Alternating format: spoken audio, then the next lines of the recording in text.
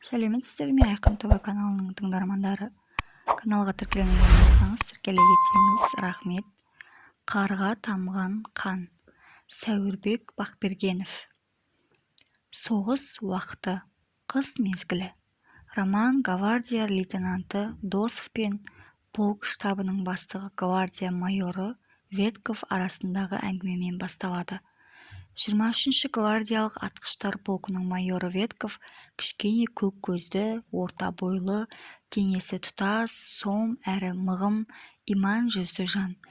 Андрей Акимович Ветков гвардияда жақында болған полк лейтенанты Досов пен полк командирі Бугеевтің арасындағы келеңсіз жағдайға мән-жайын білуге келген еді.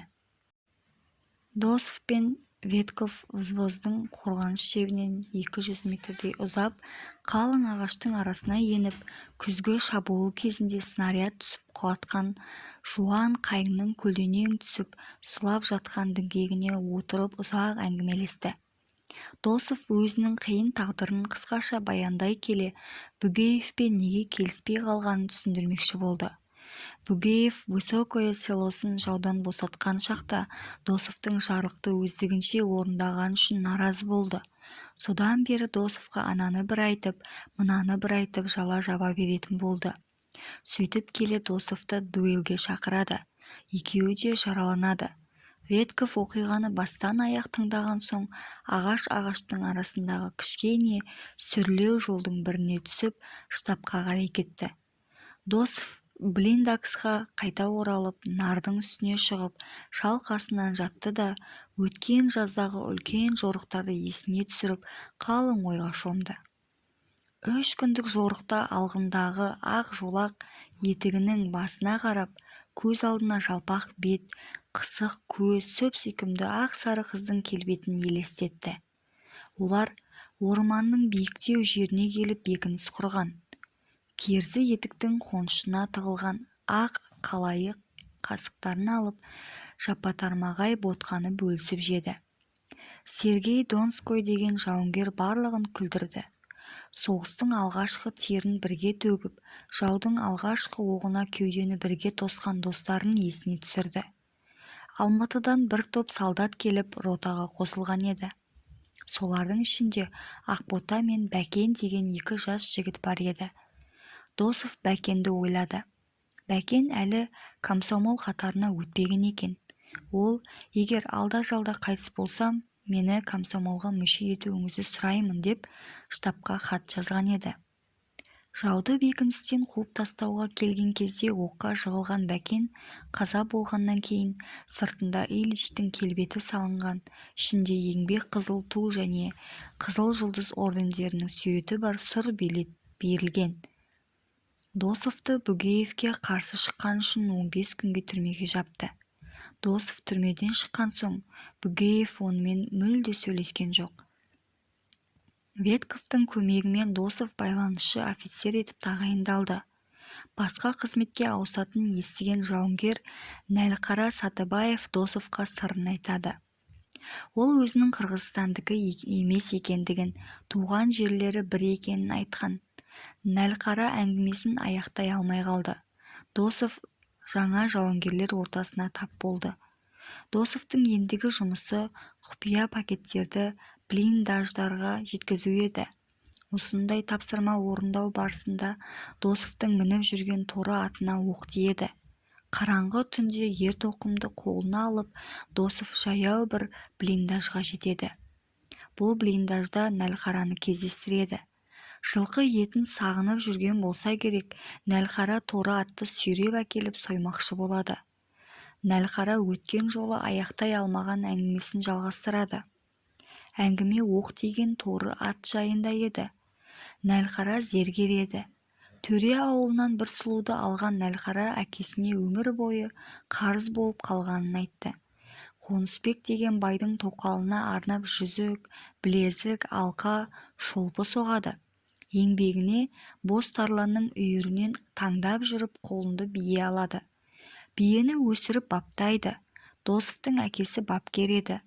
Нәлқара сол кісіге биесін апарып көрсетеді. Бәйгеге қосу үшін қандай жем беріп, қалай баптау керек екендігін айтады. Нәлқараның бостарланы бәйгеден озып келеді. Қонысбек орнына бірнеше ат бермек болып бостарланын қайта сұрайды. Бар байлығы сүйікті жары Наршагүл мен бостарланы болған Нәлқара оған келіспейді. Қуаныш пен бақытым, үлкен мерейім болған бостарлан 1930 жылы сорым болды деп Нәлқара әңгімесін тоқтатты. Таң атты. Нәлқара жылқыны сойды. Штабына қайта оралған Досов майор Матвеевке түнде болған жайды баяндап берді де ат сұрады. Досов штабқа әкелінген 10 аттың ішінен бір атты таңдап, оған артист Панка деген ат қояды. Көктем келді. Бір күні кезекті тапсырмамен жол жүріп келе жатып, салт атты әйелді көзі шалады. Әйелді үрейлендірмек болып қасына жедел шауып барады. Жете бергенде аты құлап, Досов та жерге құлайды. Әлгі әйел капитан екен. Бір күні Досовты штабқа шақыртады. Генерал әлгі әйелдің Досовқа шағымданғанын айтады. Досов асханаға келгенде қабырғада ілініп тұрған «Комсомольская правда» газетінің бетіндегі «Я хочу жить» деген мақаланы байқап қалады. Оның есіне интернетта жүрген шағындағы газет-журналдарды қызығып ұрлағаны есіне түсті.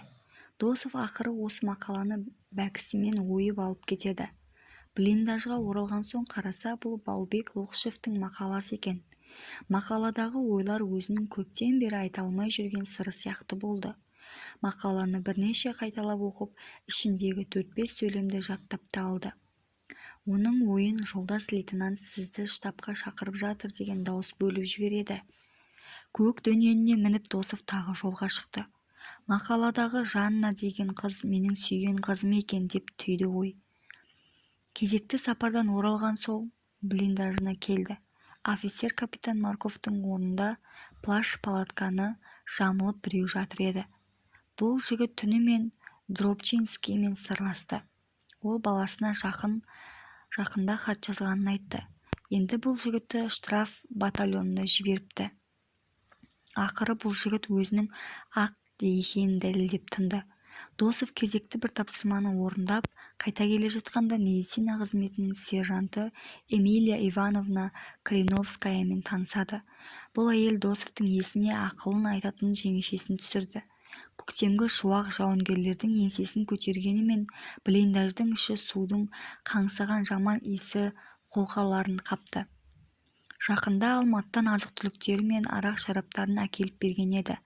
Алексей Дробчинский мен Досов асханаға келді. Бұнда отырғандар генерал Черниковтан сөз естіген болу керек, көңілсіз. Майор Матвеев иығы қуышы бұрышта жалғыз отыр. Генерал Черников күнде біреуді сілкілеп алмаса көңілі көншімейтіндей еді. Бұл егер жігітке Бауыржан Момышұлының басқа ешкім қарсы сөз айтпаған екен. Ол бірде генералға арыстан боп ақырғанмен орманды билеп ала алмассың депті. Осы сөз мақал боп тарапта кетіпті. Алексей екеуі асханада біраз отырды. Досов Алексейге Бугеев арасындағы болған жайды айтты. Майор Матвеев жорық кезінде бір селодан дивизия штабының оперативтік бөліміне бір сары қызды ертіп келген еді. Бидайдың сабағындай алтын түсті қою шашы бар, орыс орманының аясындағы тұнық көлдей көк мөлдір көзі сары қыз Досовқа ұнады. Осы қыз келгеннен бері жігіттер тәуір киініп күн сайын қырынып таза жүретін болды. Шура атты бұл қыздың бар жұмысы машинка басып үйрену. Майор Матвеев бұл қызды қарындастарыңдай көріңдер деді жауынгерлерге. Генерал Чернигов келіп жауынгерлерді сілкіп алды. Шураны көрген Чернигов ашуын ұмытып Шураға киім тіктіруді бұйырды. Досов Шураны мастерскойға әкеліп генералдың бұйрығын айтты. Шура екеуі штабқа қайтты. Шура жол-жөнекей өзінің өмірін айтты. Анасы бомбалау кезінде қайтыс болған, әкесі соғыс басталған күні-ақ майданға кеткен. Бір күні Шураны генерал шақыртты.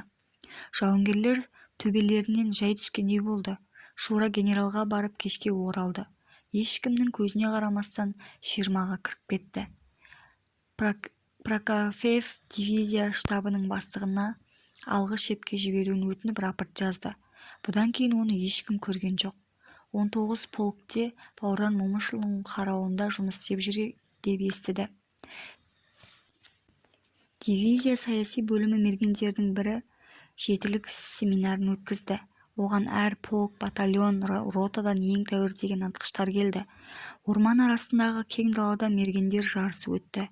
Жауынгерлердің ішінен Нәлқара Сабалақов бәрін таң алдырды. Жаудың алғы шебіне түнде барып орналаспақ боп, Нәлқара, Алексей, Досов үшеуі түн ортасы ауа алғы шепке жол тартты. Нәлқара мен Досов бірнеше жау солдатының көзін құртты. Алексей Сабалақовты Нәлқара деп атады. Нәлқараны әйелі осылай айтатын еді. Досов өткендегі аяқталмай қалған әңгіменің жалғасын сұрады. Нәлқара әңгімені жалғастырды. Атымды Шалабек жетектеп кетпекші еді. Мен мылтығыммен қорқытқан соң Шалабек кете барды. Кешке Шалабек 2 милиция ертіп әкелді. Милицияның алдына түсіп жолға шықтық. Жолда 2 милицияны желкелерінен ұрып, үйіне мылтығын алуға қайта оралдым. Бір жасқа толмаған ұлымды Шалабек сабап тастапты. Баласы мен әйелін де алып ожардың басындағы терең сайда жартай жаттым. Шалабектен кегімді алмақшы болып 3 баста жаттым. 3-ші күні түнде 4 салт атты жортып келеді. Бұлардың біреуі Шалабек. Шалабекті қаңбақша көтеріп іліп алдым да өрге тартып шауып келе жатқан ат үстінен көкпарша лақтырып тастадым. Үшеуі Шалабекке қарай бет алды. Мен қашып кеттім. Әйелім мен баламды ауылға апарып тастадым. Қырғызстанда жүріп кейін соғысқа аттандым. Қуанышым болған бостарлан сорым болды. Олар штабқа қайта келді. Саша мен Досов кезекті тапсырмамен жолға аттанды. Коротчаново селосында бір үйге қонып шықты. Бұл үйдің иесі картамен Досовқа бал ашып, бәрі жақсы болатынын айтты. Досов әйелдің моншағын алып құмалақ ашты. Сіз келініңізді тығып қойыпсыз, ұлыңыз бар екен, одан ертең хабар келеді, деді Досовқа. Әйел жасырып қойған келіні Земаны алып шықты. Ертеңіне ұлынан хабар келді. Әйел Досовқа алғысын айтты. Тығыз пакетпен көрші дивизияға ескі досы Владимир Бараевты кездестірді. Қоштасар кезде Досовтың төс қалтасына Владимир бірдеңе салды. Шептен ұзаған соң Досов қалтасындағы затты алып қараса, ол Ираклий Чехтейінің алтын сақинасы екен. Көз алдында бұл сақинаның тарихы келе қалды. Жаңа жыл күні болатын. Калинин мінбеге шығып қаланы жаудан босатқандарды құттықтады.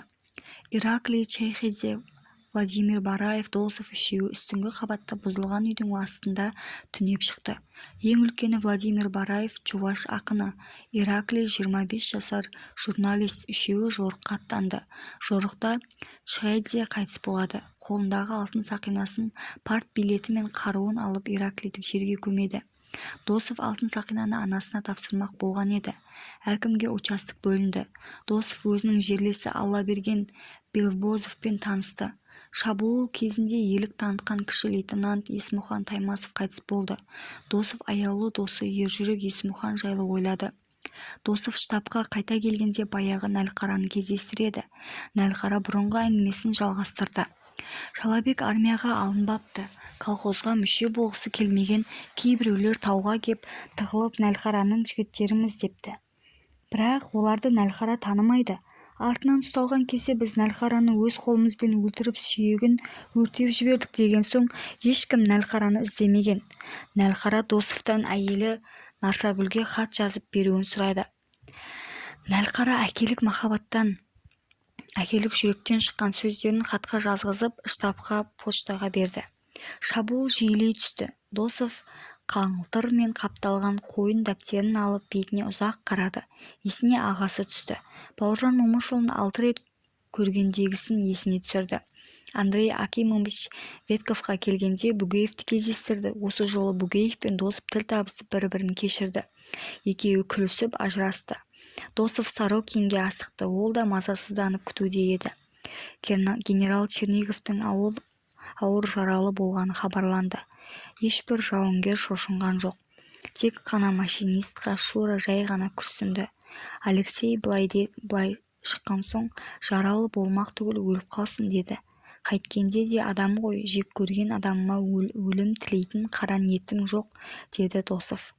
23 полктен 30 адам Совет одағының батыры атағын алды. Бұл ешбір полктың тарихында болмаған. Гвардия полковнигі Сомов дивизия командирі болып белгіленді. Алда тұрған топтан бөлініп шығып, ту алдына жүгініп ант берді. Бұл отанға, партияға берген ант. Түс қайта шабуыл қайта басталды.